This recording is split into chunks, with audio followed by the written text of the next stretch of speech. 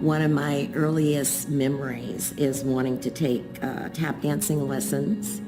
I thought I should be the little girl that's tap dancing next to Bojangles and not Shirley Temple. That's Dea Hurston speaking to KPBS 2 years ago about her motivation. And my mother took me there. They told my mother that they just couldn't allow little colored girls to come to the tap school.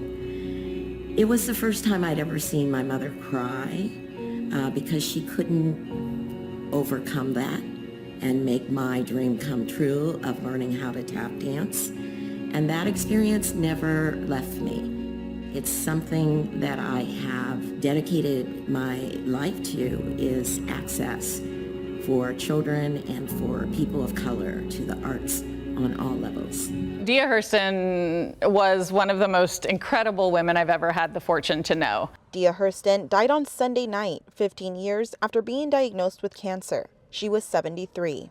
Talented, she was focused, she was driven, and she was funny. Christiane Kerner is the founder and executive artistic director of New Village Arts in Carlsbad. The center underwent a renovation 2 years ago, and when thinking of a name, Kerner's first thoughts turned to Hurston. We really wanted to take a moment and acknowledge who we thought in San Diego was most deserving of the honor, who had had the biggest impact in the arts in San Diego, and without question, that was Dea. The Dea Hurston New Village Arts Center is believed to be the first U.S. center outside of New York to be named after a Black woman in the past 50 years. Dea has served most theater organizations in San Diego. She was often the only or first Black person in the room, and she paved the way for everybody else who came after her. Hurston never planned on becoming a writer.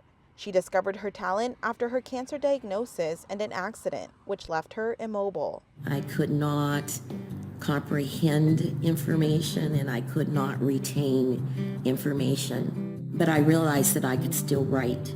And so when I tried to get my life back, I took a class at Playwright's Project.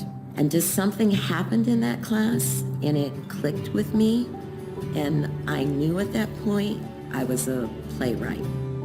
Her musical, 1222 Oceanfront, A Black Family Christmas, debuted in 2021. I want to write about Black people doing normal things and having normal struggles and normal joys. Miss Dea was very unapologetic to be who she was, to be a Black woman in this space, taking up space. And I'm very grateful for that. As a young Black woman in the arts, you know, she has taught me to be unapologetically myself. I feel like there's a lot of times we have to walk around, you know, spaces on eggshells, but no, ask for what you need and get your spot at the table. And that is something Miss Dea taught me for sure. Kiara Hudlin oversees the Dea Hurston Fellowship Program at New Village Arts. The program aims to address the lack of paid opportunities for women, people of color, and underrepresented theater artists in San Diego, a legacy that the center plans on keeping alive in Hurston's memory.